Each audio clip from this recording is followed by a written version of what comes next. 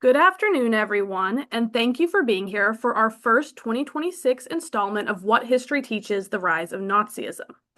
This series of webinars is held in partnership with the Holocaust Resource Center of Buffalo, Holocaust Museum LA, the Montreal Holocaust Museum, the Seattle Holocaust Center for Humanity, the Nancy and David Wolf Holocaust and Humanities Center, the Illinois Holocaust Museum and Education Center, Echoes and Reflections, and the Ninth Candle. Thank you to all of our partners for their continuing support of this program. My name is Haley Wells, and I am the program manager at the Alabama Holocaust Education Center. Before we begin, I would like to go over a little bit of housekeeping. All attendees will be kept on mute for the duration of the program. Today's discussion will be followed by a Q&A, and you can ask your questions in the Q&A box, which is at the bottom on the right side of the screen. Today's presentation comes at a crucial moment in our history, when the lessons of the past are desperately needed to combat contemporary iterations of hate, division, and extremism. Our discussion about early resistance to Nazism will be presented today by Dr. Luke Berryman. Dr. Berryman is the founder of the Ninth Candle, a nonprofit organization that works with schools across the United States to improve Holocaust education. He holds undergraduate, master's, and doctoral degrees from the University of Oxford, Boston University, and King's College London, respectively. His PhD thesis was on the use of classical music in Nazi propaganda. Luke has worked in various roles in universities and K-12 schools in Britain and the United States, and his first book, Resisting Nazism, published by Bloomsbury, will be released tomorrow and will be available through Bloomsbury Publishing or on Amazon. Without further ado, over to you, Dr. Berryman. You so much. It's very exciting for me to be here, and before I do anything else, I would like to say a very big thank you to Lisa and Haley in particular for all of the work that they've done to set up this exciting series and setting up this talk as well. I really appreciate the opportunity to be here, and yeah, so thank you for everything that you've done. Um, I am the founder of the Ninth Candle. We are a non-profit organization based in Chicago, but we work with K-12 schools all across the country to try and improve the way that the Holocaust is taught. And today I'm going to give a talk about the earliest iterations of resistance to Nazism. Often, when we think about resistance to Nazism, for obvious reasons, we think about the period between 1933 and 45. I want to talk about the resistance that happened before then, not least because it's a really fascinating period of history that deserves to be talked about more often. So I think this is a story that begins best in the German city of Munich, that you can see there in the background, in March 1933, and with this man, Franz Schönberner, who at this moment in time is hurriedly packing up his things. He has gone into hiding recently. If he goes out in public, he makes sure to wear a large trench coat so that no one can spot him. If he needs to hold meetings with anybody, then he goes to a local graveyard because it's the only place where he thinks that he can be out of sight for long enough. Um, he has made the decision that he needs to leave Germany with one of his colleagues, a woman named Ellie, who will later become his wife. Um, and so they are about to flee. They make their way down to Lake Constance, which is close to the border with Switzerland. Uh, they go by train, but they don't want to cross the border on the train, even though it goes over, because they're worried that they'll get stopped and arrested. So they get out at Lake Constance, they stay in a hotel, and one morning they tell the hotel managers that we are going on a hike. And that's all they say. They have to hope that the hotel managers will agree to send their luggage to Switzerland once they've made it over. They've had some instructions from a friend in Munich about how to cross. Um, it involves going through a long path in the forest, but first they need just to find that path. So they take a bus as close as they think they can get. And from there, they quickly get lost. They have to ask some local kids to point them in the right direction. And then they just have to trust that they've been given the right directions as they make their way into this very dark forest. They've been told by their friend in Munich that if they can find the ruins of an old castle, then they'll know that they've made it over the border. And they walk for hours and hours and hours. And eventually, Franz trips over something. Uh, it's a large rock. At first, he doesn't realize what it is, but he stands up and kind of takes another look at his surroundings. And he realizes that this large rock is actually part of an old ruined wall. And as he kind of takes a survey of the area and looks a bit closer, he realizes that this must be it. This must be the castle. And he writes much later that they'd realized we were in Switzerland, we had escaped, we were free. We felt as though we were floating through the air, defying the force of gravity. And so they keep going, and each step is taking them further from their new home, and they just have to trust the stars as they make this leap into the dark. It's a great story, and we're going to come back to Franz Schönberner later on. But to rewind a little to 1920, this is when the Nazi Party is founded in Munich in February. It came out of the German Workers' Party, which was itself only founded the year before, and also came out of another workers' organization. The Nazis were one of many far-right political slash paramilitary organizations that existed in Germany after the First World War. This is one of the very first photographs of them. You can see that whoever took this photo, and for whatever purpose it was being used, they put a white cross on the trench coat of Adolf Hitler there on the left.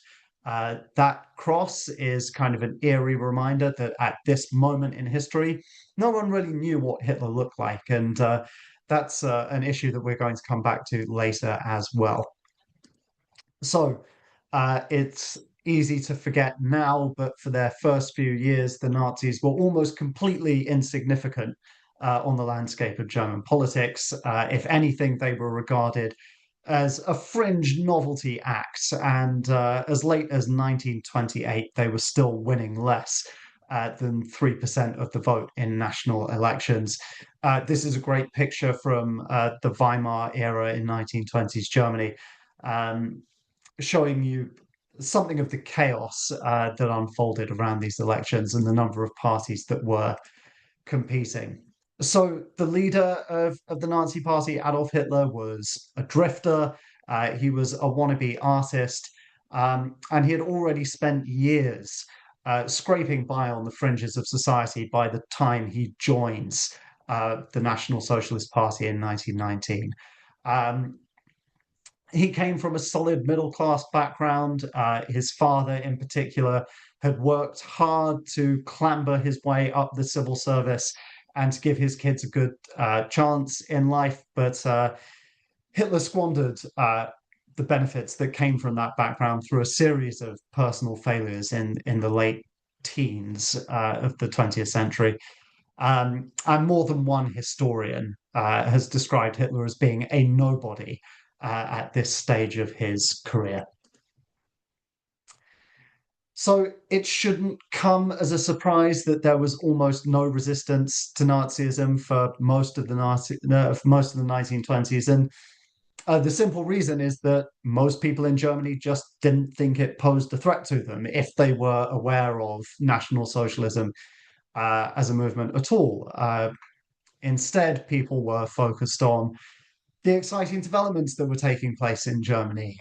They were thinking about the new art movements that were opening up, the possibilities with cinema and all of the new technology that was becoming available, and the fledgling democracy, which gave birth to all sorts of exciting new developments. So the Nazis were just not a factor in daily life for most people in Germany through much of the 1920s.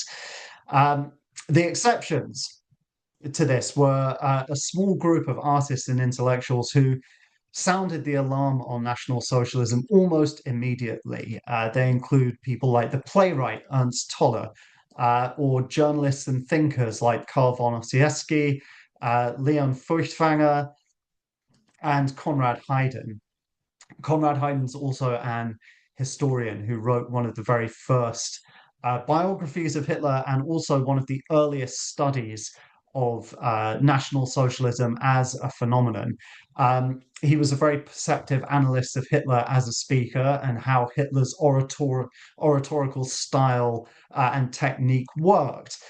He wrote that as Hitler became more and more frenzied on stage, attacking more and more supposed enemies, he wrote that he reached a point when he was no longer an agitator and was no longer indulging in an oratorical exercise. Instead, it was an exorcism. Um, he wrote that Hitler became this way because really he was attacking all of the things that he himself had been in the past.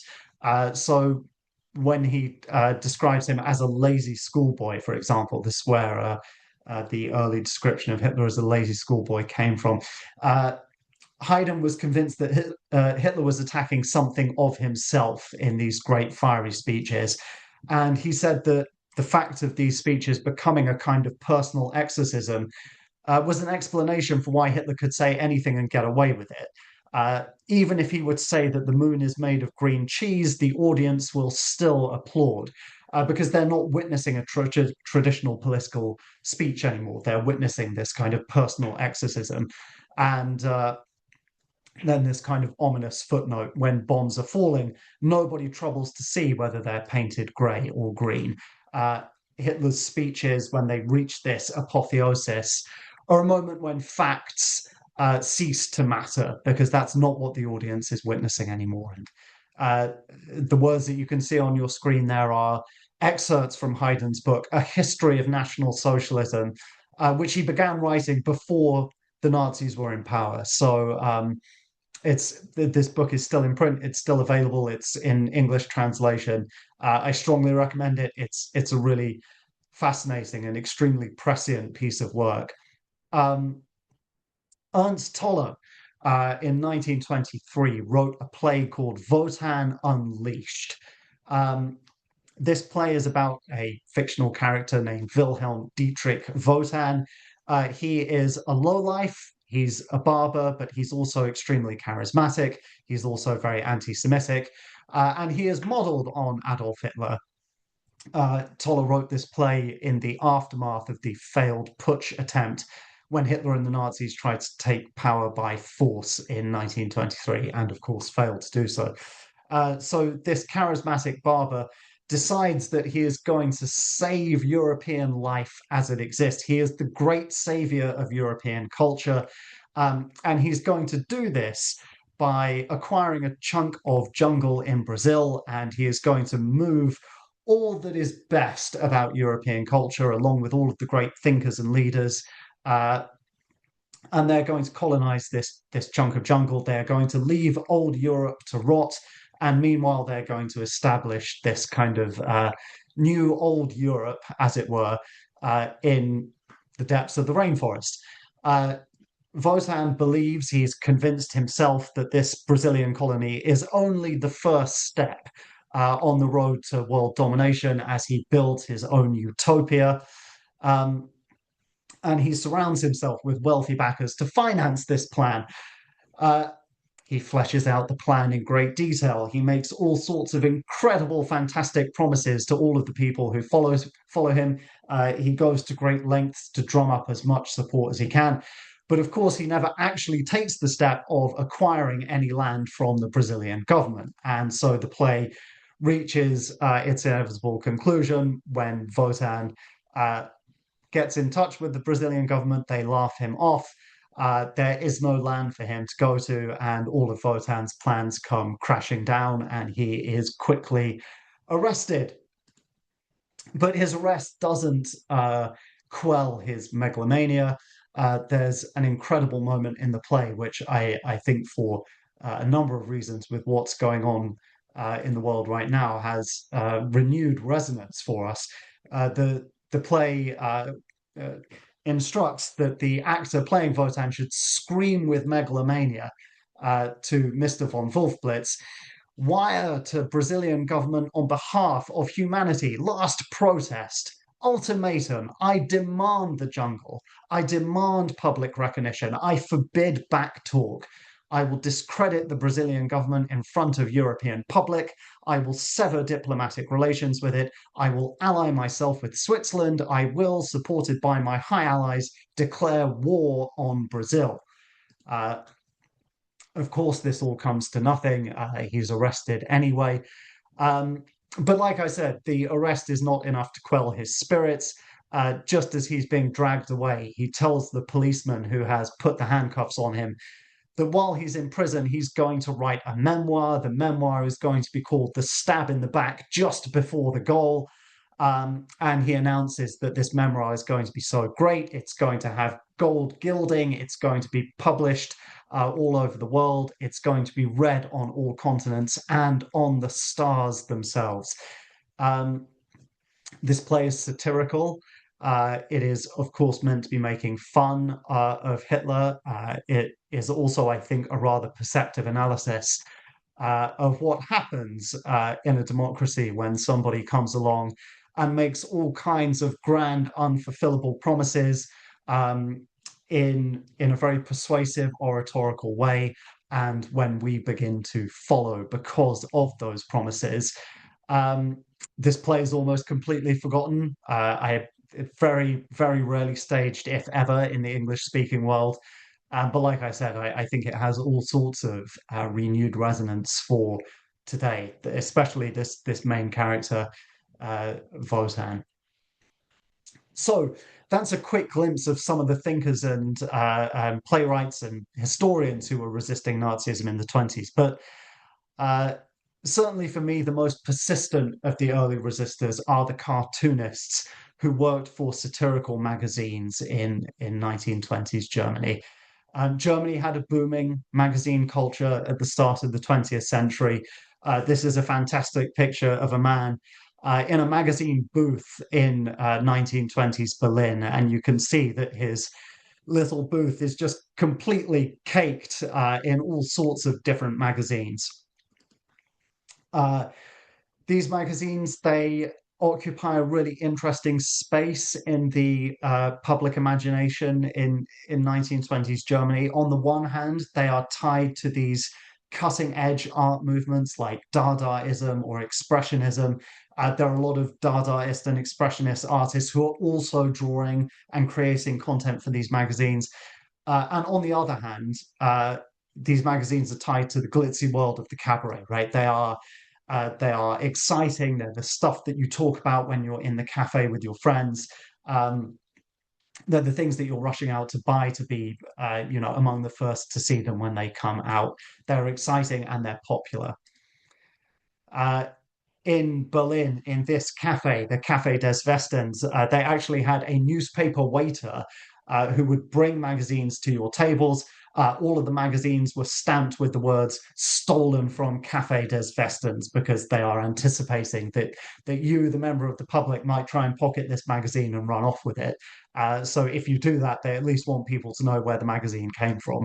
The magazines, in a lot of ways, play a role that is directly comparable, I think, to the way that social media functions for us in the early 21st century. So you've got to imagine you're sitting in this cafe and the newspaper waiter is bringing around copies of magazines to you. People are passing magazines from one table to another, and they've got these whole page cartoons in them, which are much like memes. For memes are for us, right? They are things that you can swallow in a single glance. You can kind of digest their meaning instantaneously. If it makes you laugh, if you think it struck a chord with you for some reason, maybe you share it with your friends. Right. So a direct comparison for the present.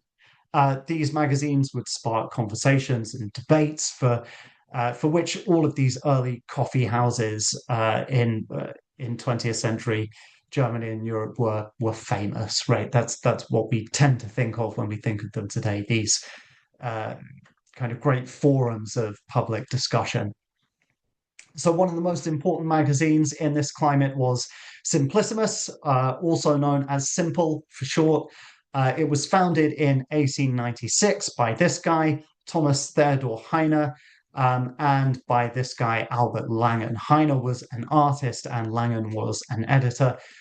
Together, they came up with this logo for the magazine, a bright red bulldog that's baring its fangs, and you can see that it has a leash, but the leash has broken. Um, Within this logo, there is the message about what this magazine is and how it is going to operate. Simplicissimus was founded on a promise to attack everybody in society. They would happily satirize anyone and everyone, including their own readers and their own backers. They frequently went after the German middle class just as much as they went after politicians and all sorts of official forces within Germany. Uh, the bearing fangs, that's the sign that they are ready to bite. And of course, the broken leash, that's the sign that we have no limits. We will satirize anyone who deserves to be satirized. Franz Schoenberger, the man with whom we began this talk, um, he became the editor of Simplicissimus in 1929. He was Berlin born. He had degrees in literature and art history. He had also fought for Germany in the First World War. There he is, looking back from exile in 1943. He said that Hitler had been the magazine's public enemy number one from the moment that he came onto the political stage, and came out with this fantastic description of him as a God sent enemy for satirists because he was both ridiculous and loathsome. Hitler was, for these early satirists, in some ways, the gift that kept on giving. The term that we would use today is content. Hitler was a content creator for them. Every time he came out and said or did something ridiculous, it was another cartoon that these guys could draw. So, Simple ran one of the first ever Nazi cartoons. It was published on May 28th, 1923. It was drawn by Heine, one of the co-founders of the magazine, and it's called "What Did Hitler Look Like?" Or "What Does Hitler Look Like?" Sorry. So I'm going to show this to you on screen and then just talk my way through it. So, first of all, what does Hitler look like? The better part of a century, just over a century later. The idea that we might not know what Hitler looks like may seem ridiculous because he is iconic. You think of Hitler, you think of the hairstyle, you think of the moustache, you think of the speaking poses that he has. The image of Hitler is burned into popular memory. But in 1923, no one really knew what Hitler looked like. And the reason that no one really knew what Hitler looked like is because he did not want to have his photograph taken at this stage of his career. There are historical records showing that the Nazis actually beat up journalists who tried to take Hitler's photograph. The reason that Hitler didn't want to be photographed at this moment in his career is because he was worried that the image was something that could be reproduced en masse, and mass reproduction technology, again, is something that we live with. We don't think anything about it, but in the early 1920s, this was new.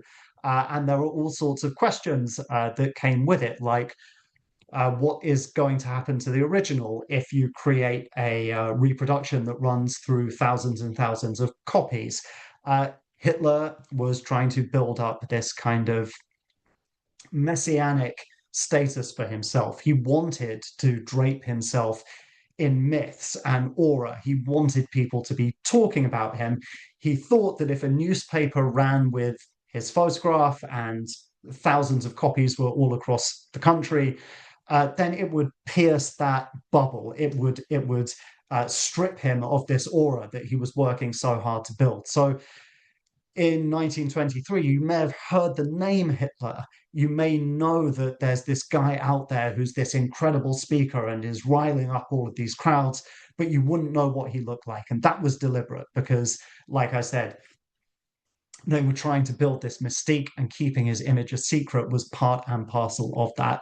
So, in response, Heine publishes this cartoon for Simple called "What Does Hitler Look Like?" And it is deliberately laid out in this panel that I think is meant to mimic the kind of eugenics tables that were infamous in the early 20th century, where you have all of the different, in quote marks, racial types lined up next to one another.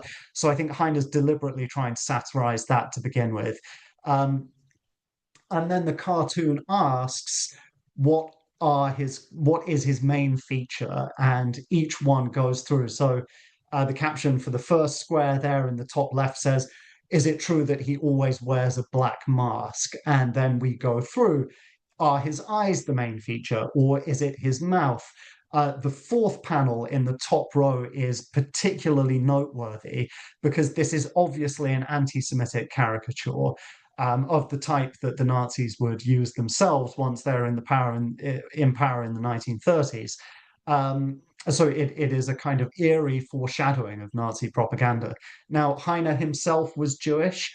Um, I mention this cartoon in my book, and the conclusion that I reach in the book was that Heine was trying to say that only someone who was so um, obsessed with their own appearance could be this hateful of others.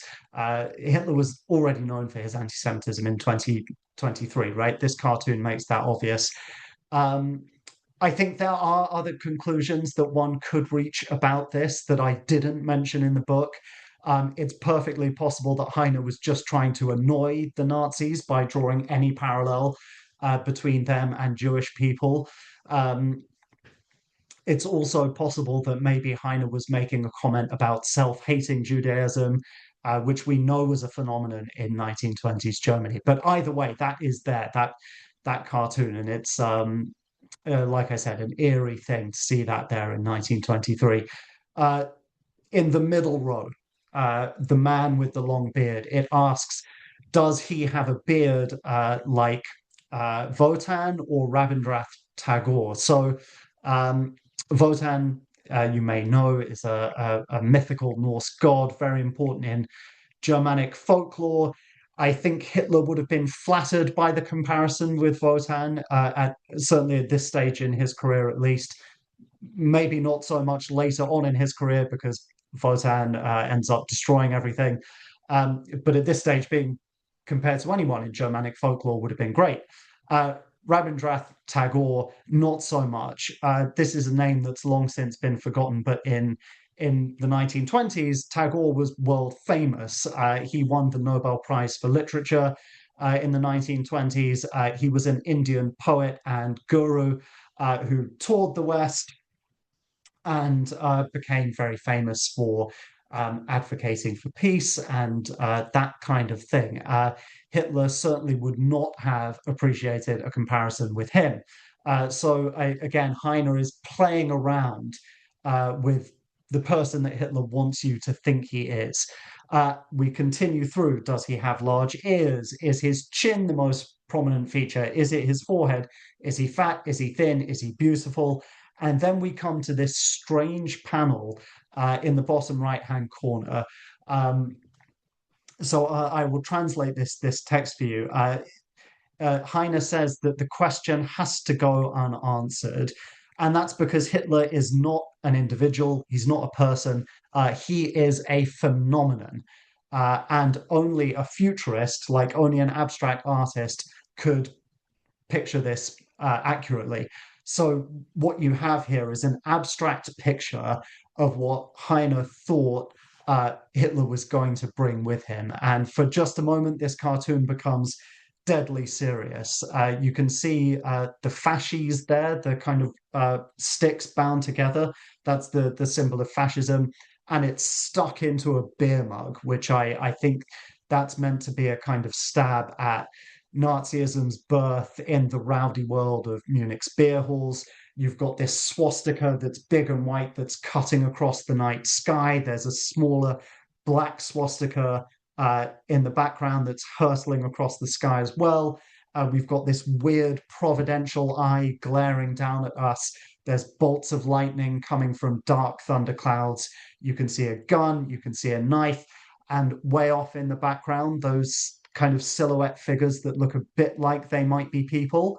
Um, that's Munich Cathedral. So again, a little note about the birth of Nazism in Munich, and of course, the most important thing, the star, right? The Star of David that's there next to the beer mug, pretty much in the center of the picture. So this cartoon tells us straight away that as early as 1923, the chaotic, violent, anti-Semitic future that Hitler was promising was already visible to people who were prepared to see it. A man named Alois Florath drew a similar cartoon for the front cover of another satirical magazine called The True Jacob in the same year, called Munich Summer Picture. Here it is. In the center of the picture, there's this man whose eye, one eye is kind of greatly enlarged and has a swastika there, and the other eye is kind of shrunken in this horrible, grotesque way. I think the message there is that everything he's seeing through the lens of Nazism, right? Life itself, he's seeing through the lens of Nazism. Um, the caption for this cartoon says, "Are they drunk or do they have sunstroke?"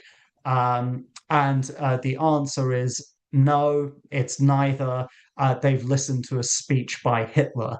And you can see they are swaying around in the street as if they are drunk. There is one man there in the background, kind of hanging onto a lamppost to keep himself upright. There's another man propping himself up on the corner of the building and vomiting onto the street. Um, so again, like Heine, Florath is identifying this hypnotic effect that Hitler is having on the people who would listen to him. So, in 1924, Hitler is sentenced to 5 years of fortress incarceration. Now, just a quick side note, we sometimes say that Hitler was sent to prison. That isn't quite right. There was a phenomenon, a practice in 1920s Germany of fortress incarceration, which is kind of equivalent to a minimum security prison for us. You could be sent there if you were deemed to have committed a crime from honorable motives. And so it's important to note that Hitler was given fortress incarceration and not regular prison, because the far-right sympathetic judges who passed sentence on him broadly agreed for his motives with the putsch, even if they didn't agree with the putsch himself. Itself. So the party is outlawed. Hitler's banned from public speaking in most parts of Germany until at least 1927. And in the meantime, democracy is beginning to stabilize, and so is the German economy. In those circumstances, people quickly forget about the National Socialists, but not the cartoonists who were drawing for these magazines. They never dropped Hitler from their jaws. And their cartoons are constant reminders to the public that this guy is a dangerous con man and that his ideology has no substance. In 1925, Simple runs a cartoon by Eric Schilling on the front cover. It's called As Recent as Yesterday on Proud Steeds. That is a German saying that's equivalent to something like pride comes before a fall. And you can see Hitler here. He's out and he's trying to flog, he's trying to sell copies of his books, Mein Kampf, and copies of his speeches. You can see this kind of obsequious look that he's got on his face. He's really bootlicking the members of the public. He's really trying to win their sympathy. The night is obviously not going well for Hitler. He has not sold many copies of his books. And if you look under the table, the animals know that there's something wrong with this guy. They are sniffing him. They're kind of baring their haunches a bit. Their hackles are up slightly. They don't trust him. the caption down the bottom says, um, uh, it's 12 marks for the book. That's kind of expensive, pal. You don't happen to be selling matches as well, right? They want matches to light their cigarettes.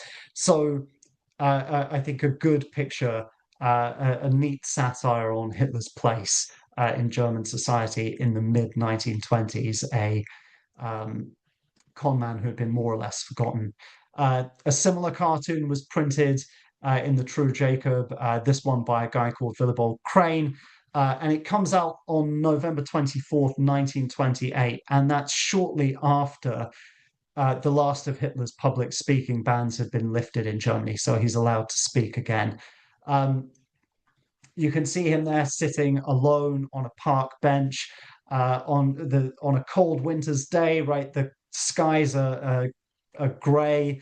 The leaves are blowing from the trees. It's kind of a sad scene for Hitler. He's feeling very sorry for himself.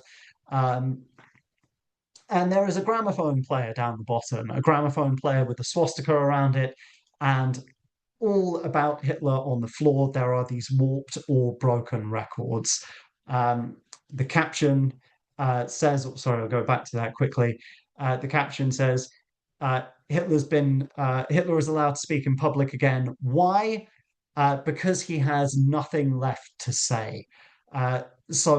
Even today, right, when we're talking about someone who's repetitive, we might say they're a bit of a broken record. And that's what this cartoon's getting at. So another reminder for anyone who would have seen it in Germany. Hitler's a broken record. He's got nothing new to say. And that's why it's safe, maybe, to listen to him. So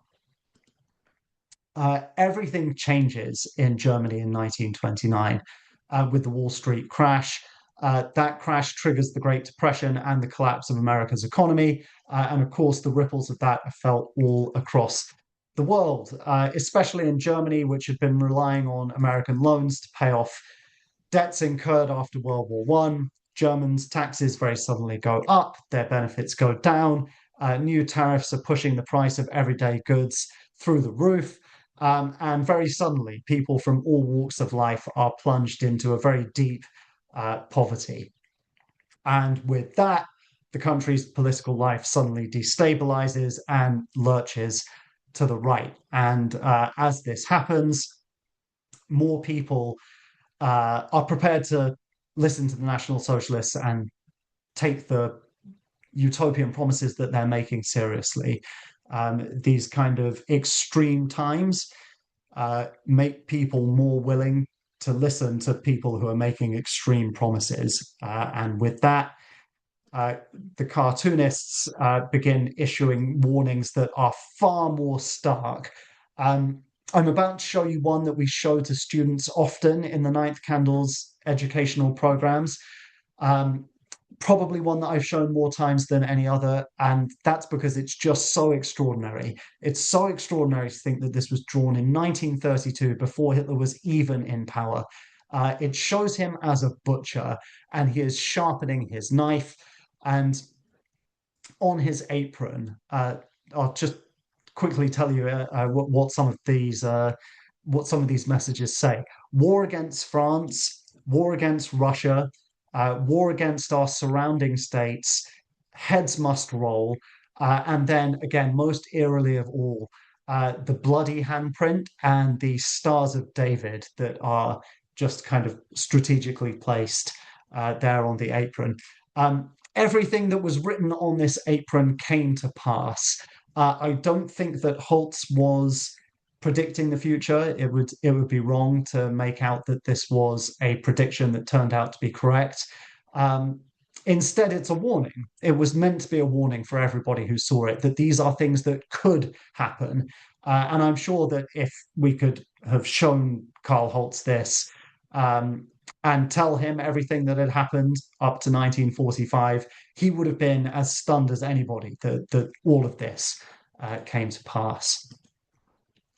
So on March 5th, 1933, at which point German democracy is collapsing very rapidly, Simple ran a front cover cartoon by Heine called The Germans' Spring Song. And this turned out to be the last that he drew for the magazine, so his last significant contribution to it.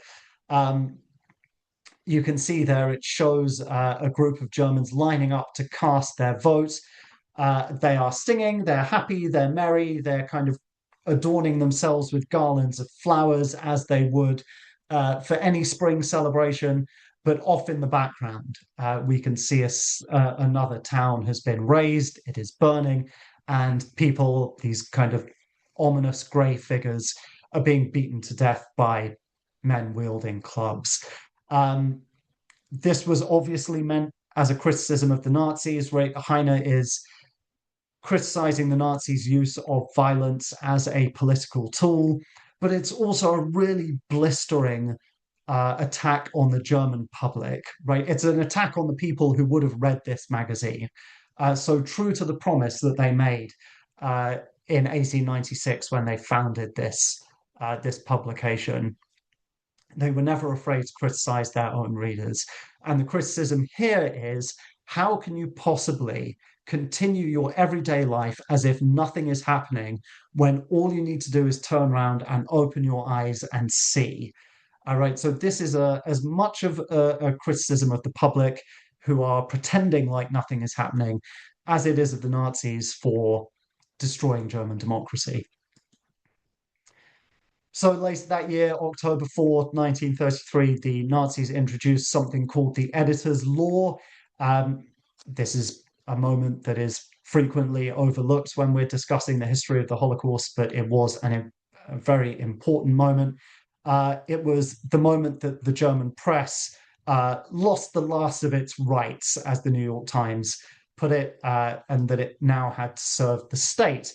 It told newspaper editors to leave out anything that was, this is from the document, calculated to weaken the strength of the German Reich abroad or at home, the community will of the German people, German defense, culture, or the economy. It also barred Jews from working in journalism, and of course, these were just some of the developments that gave the Nazi Party its total stranglehold on the German press. In these circumstances, cartoonists at magazines like The True Jacob, which had specific left-wing alliances, their careers were destroyed. So Karl Holz and Willibald Crane were both banned from illustrating. They did try to save themselves by joining the Nazis Press Association, but their applications were always rejected. One rejection letter to Crane that was sent in 1935 shows just how long-lasting the Nazis' grudges could be. They wrote to him that as a press illustrator for The True Jacob between 1932 and 33, you expressed your attitude and views toward the Nazis and the leaders of the party in such a crude manner that allowing you to stay as a creative force in the press could never be justified. People like you believed that they could combat the Nazi worldview with the clumsiest means of crude caricatures. There is no longer any place in the German press for such people. Crane's family saved this letter. I think it's a very important reminder that, if we needed reminding, that the Nazis could dish out criticism, but they could never take it. Heine, having worked for Simple, which didn't have the kind of concrete left-wing alliances, he fled Germany, went first to Prague, then to Oslo, then to Sweden. In Sweden, he wrote this extraordinary kind of half autobiography, half novel called I Wait for Miracles. Again, it's available on Amazon. It's in English. It's well worth reading, but it's just almost completely forgotten today.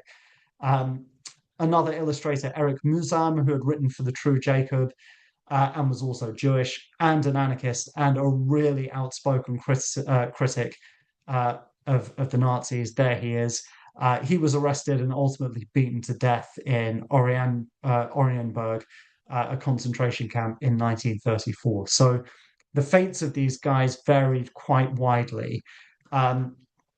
If you were a cartoonist that the Nazis happened to consider Aryan, and if you're drawn for magazines that didn't belong to a left-wing party like Simple, then you were generally given a chance to join the Nazi party and keep on illustrating, but for them. So Eric Schilling, we mentioned him earlier and had a look at one of his cartoons.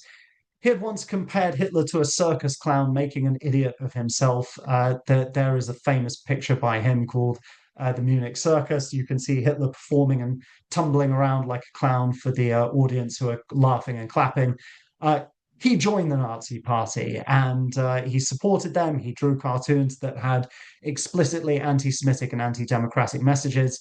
And on April 30th, 1945, the same day as Hitler, he took his own life when he heard Allied forces coming down the street close to his home. For years, Alois Florath, another one of the cartoonists that we saw earlier, he drew the Munich summer picture. He led an anonymous life in a place called Kagar. That's a village that's north of Berlin. But in autumn 1942, he hears a rumor that the Nazis are murdering people in gas vans, and he convinces a Jewish friend, Suzanne Veit, to go into hiding. So they pretend that she is working as his secretary. He plugs himself into a network of allies to keep her safe until his death from stomach cancer in 44. And at that point, his widow takes charge of keeping her hidden. And she survives the war and later testified to their actions. Her testimony is available in English and it's stored in the Wiener Holocaust Library in London. And you can see Alois Florath there mentioned at the bottom of this kind of page of contents. So back to Franz Schoenberger, the man with whom we began. After he reaches Switzerland in 1933, he and his then colleague, future wife Ellie Narak, go to France, where Franz quickly teaches himself French and tries to begin a new magazine.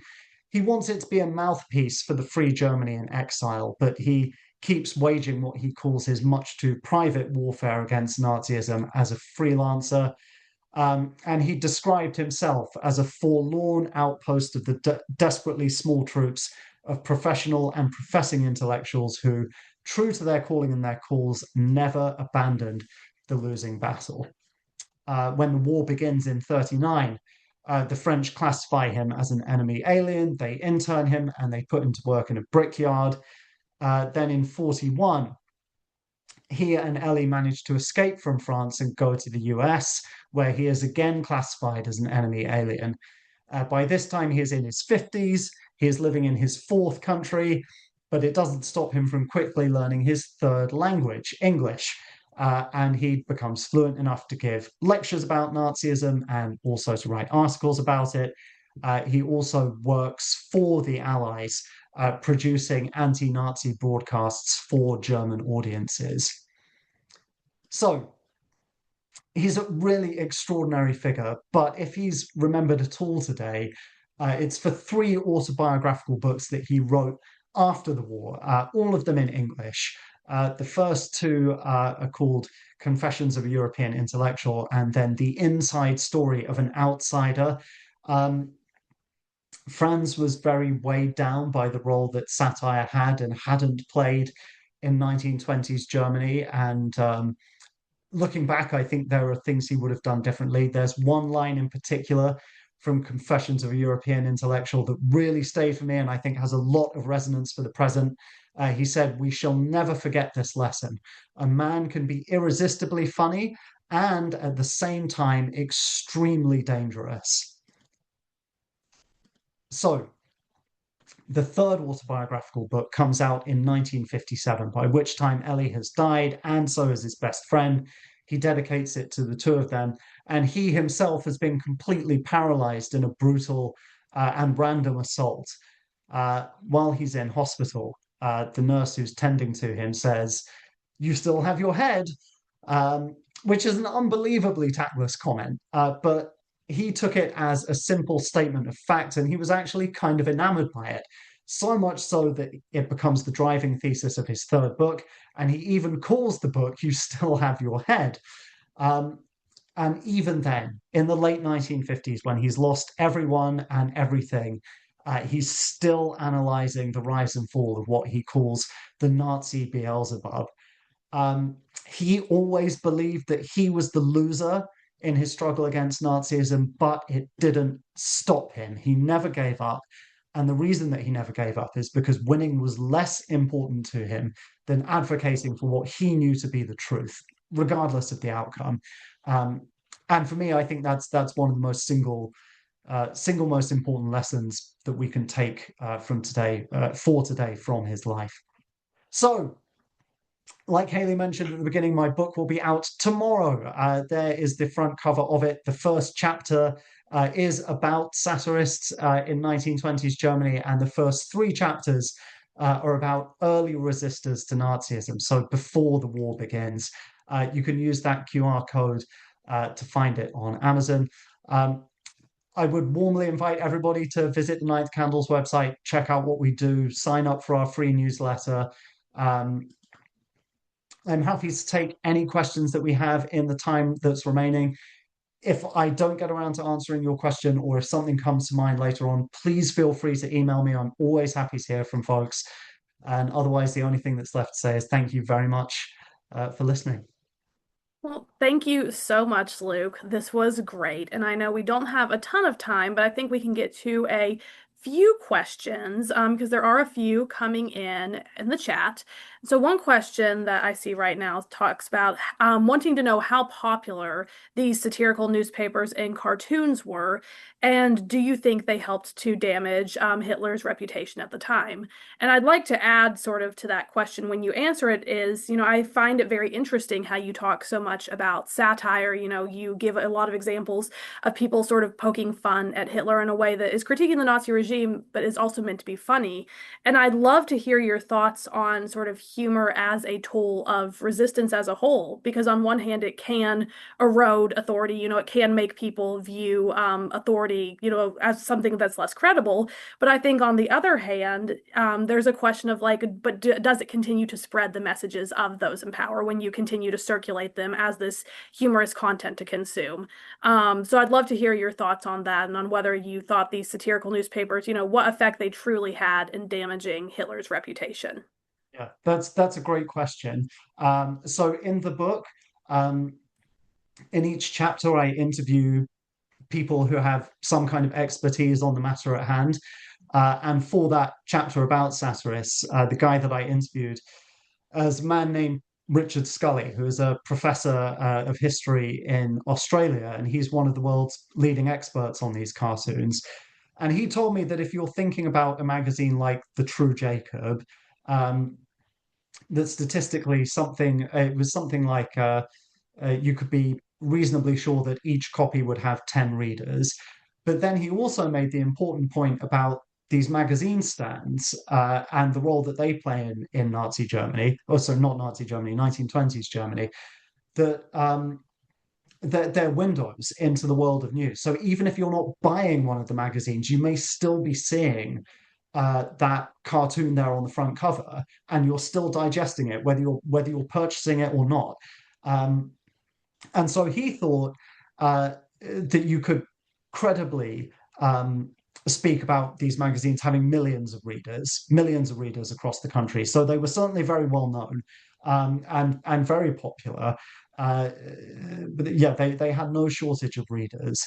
Um, Haley, for your follow-up question, I think it's such an important one, and I think this is the thing that Franz Schoenberger struggled with. That on the one hand, he felt like we did everything that we could to warn you, but on the other hand, I think there was some part of him that was haunted by the idea that maybe we poured fuel on the fire, that maybe we drew attention to this guy, more attention than we needed to. And so I think in some senses, in his autobiographies, he comes across as quite a troubled man. Professor Scully, whom I mentioned for the book, was very clear that satire doesn't have a responsibility to change the world. Mm. It's the people who see the satire who have the responsibility to change the world. Satirists can only warn us about what they see. And then we, the members of the public, have the responsibility to act on it. So that was the answer he gave. It's one that stuck with me, and yeah, I think it's a nice way of summarizing it. Well, I love that. I think that's great to end on, that art does not necessarily owe us, the burden of changing things. So I think we will end there because I know we need to stop a little bit early today, and I will let everybody else know because I see there are a few more questions. Thank you so much for your questions. Luke has put his email up here, so you can email him if you have questions, and also his book likely answers many of the questions you have as well. So go purchase that. I know it is going to be amazing, as everything you do, Luke, is. And just quickly, our next installment of What History Teaches will take place on Wednesday, February 11th at 11 a.m. Central Time. And in this session, a speaker from Echoes and Reflections will speak on the role of terror in authoritarian regimes. So really getting into how the Nazis used terror and extra legal violence to consolidate their power and to, rise to power. And this session is going to be really interesting as well because the speaker is going to get into some primary source documents and some visual history that can help us understand this and really talk about how we can use these resources to share information and knowledge about the Holocaust with friends, with peers, with family members.